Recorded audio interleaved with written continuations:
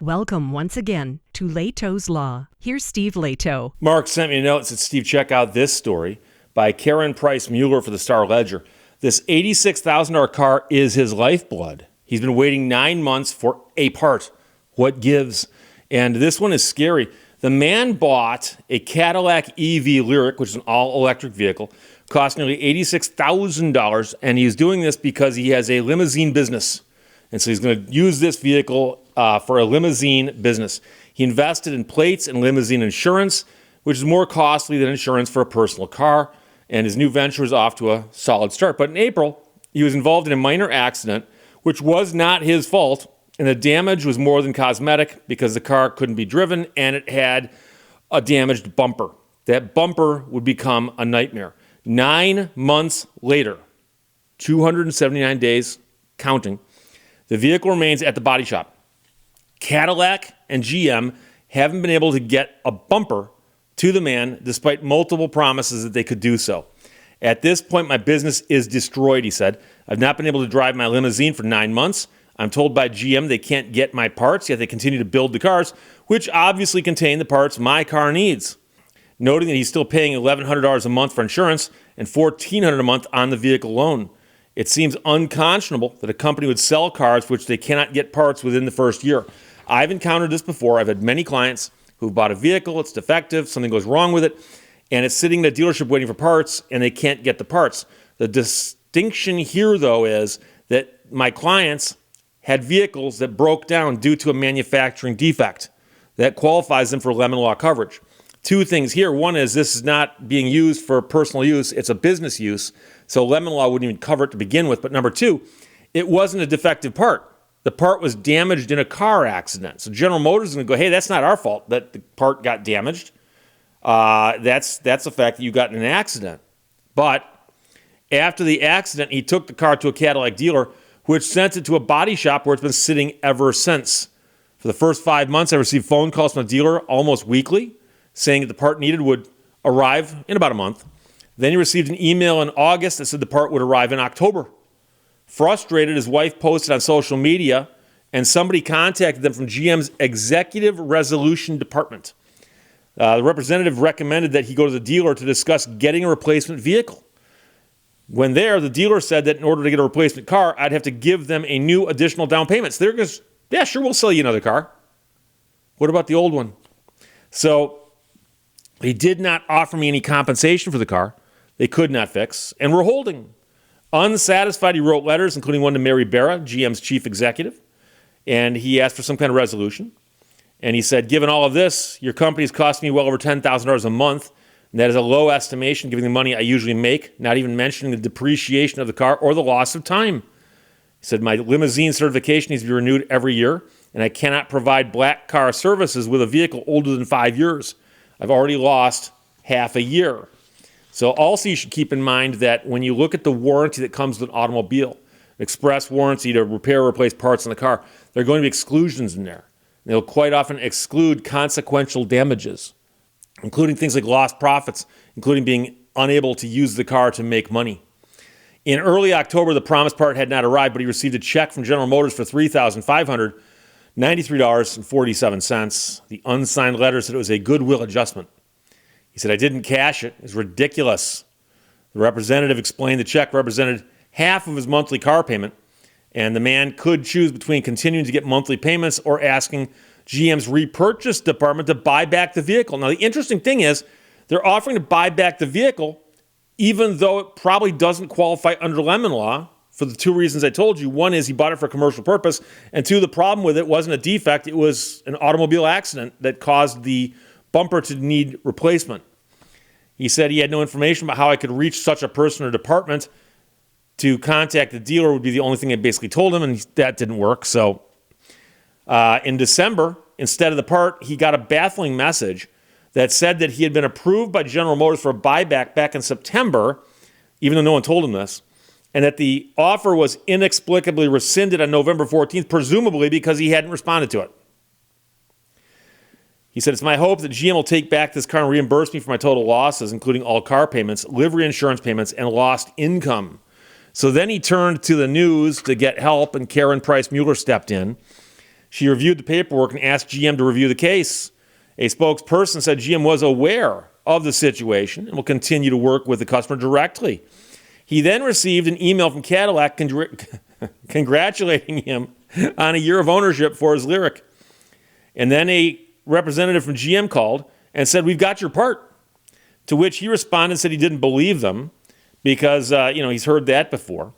A few days later, he received an email from GM saying there were no updates about the repair, but he should stay in touch with the dealer. So a few days after that, he got called. He says, "I got information that GM is pushing that they can fix the car as soon as possible, but I was told the part was recalled." So Karen Price Mueller asked GM about that. Spokesperson said she couldn't speak to the recall, but got confirmation that the part had arrived. It had arrived. Don't know where. A few days after that, he received yet another message from GM. Once again, it was said there were no new updates, and the body shop told him it was waiting for parts. So they're still waiting for parts. After the holidays, Karen Price Mueller asked GM if it would reconsider the buyback or something to make it right for the customer, and the company did not respond. Man says, "I'm at a sheer loss situation. My car has lost a lot of its value. I was unable to work and provide for my family this year. We faced many hardships. Ultimately, I'm very disappointed. I chose Cadillac to only face what I did.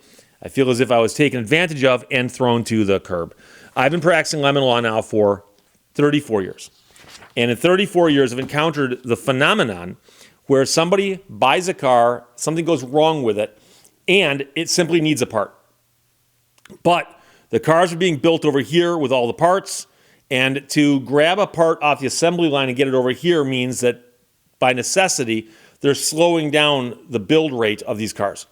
And I've spoken to people at the car makers about this, about that tension they refer to that as. Okay, we could do this, we could do that. Which would we rather do? And the interesting thing is that in the setting of a personal vehicle that falls under the lemon law, they have to be careful of the fact that if they don't fix the car, they got to buy it back. So instead of just saying, which would you rather do? Sell the part on a brand new car or ship it over here to keep a customer happy, or sell the part on a brand new car and buy one back over here. And there's a famous case in Michigan called Ayer, A-Y-E-R, Ayer versus Ford Motor Company. And in that case, the man bought a brand new truck, was driving along in his truck, and the engine quit.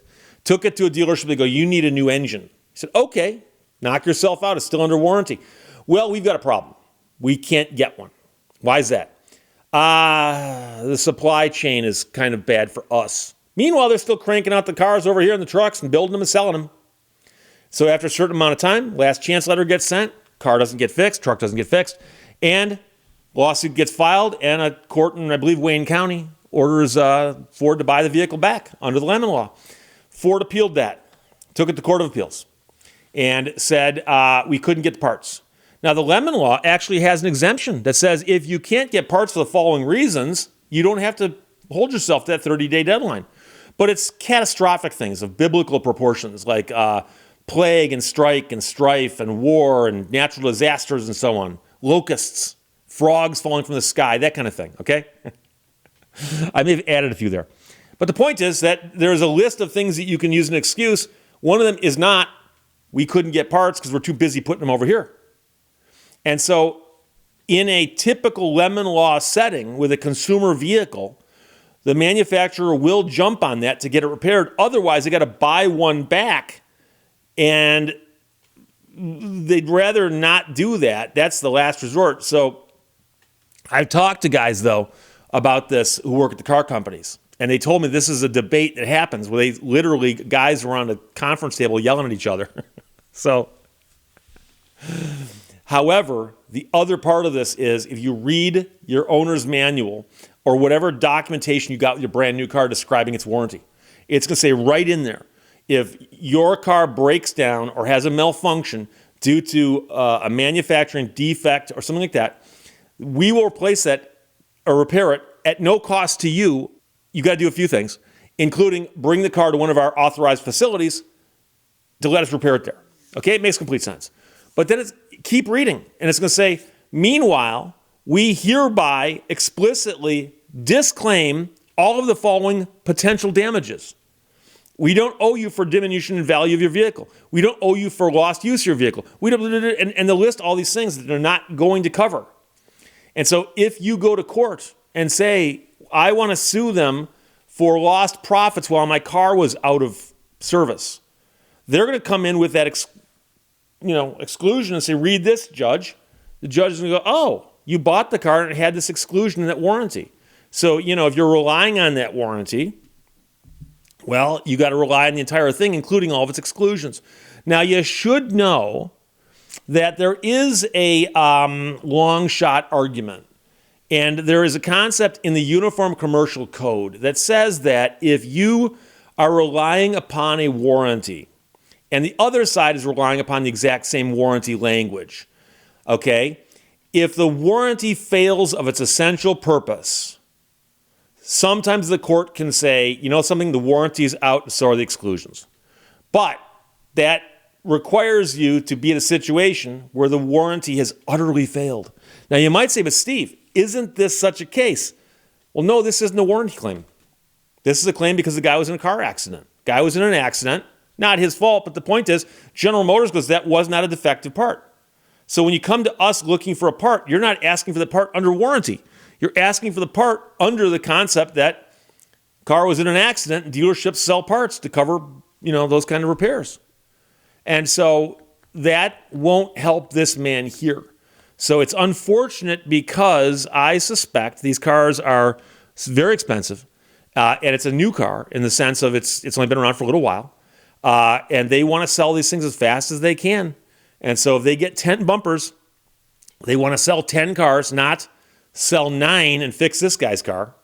And that's unfortunate. But there's people with MBAs sitting around a table right now, not arguing, saying it makes more sense for us to do it this way. And everybody goes, oh, okay. So I feel really bad for the guy. I really do. And I hope we can get a resolution. But the crazy part is, if you go through all of the parts of the story, he's been told that the part was delivered, the part was recalled, we offered to buy your vehicle back from you, but then we withdrew that offer. And unfortunately, this kind of stuff does happen when you're dealing with a very large corporation. I can also tell you that many clients come into my office with a stack of paperwork. And they go, Steve, here's what I got. I find the purchase agreement, I find the RD-108, I find all the repair orders, and I find a pile of correspondence. And they go, oh, I wrote to this person, I wrote to that person, I wrote to... And what's funny is a lot of times people would write back. So you send an email to customer service, you get an email back. You send a letter to the vice president in charge of customer satisfaction, they write you back. And after a while, these things all look like form letters because most of them are. And I know people who say, but Steve, I called and they opened up a file for me. Yeah. And in Discovery, we've asked for contents of the file. And the file generally says, customer called, told us they had a complaint. We opened a file, and that was it. What did you think the file was going to do? So I feel really sorry for the guy. But again, keep in mind that despite the fact that we talk about warranties here all the time, this isn't a warranty case. And that's where it kind of falls apart for him. But I feel bad because he bought an $86,000 car. It's his lifeblood. He's been waiting 9 months for a part, but no end in sight. Karen Price Mueller ran the story for the Star Ledger. Mark sent it. Thanks a lot. Questions or comments, put them below. Let's talk to you later. Bye-bye. Thank you for watching Lehto's Law. Some people walk in the rain. Others just get wet.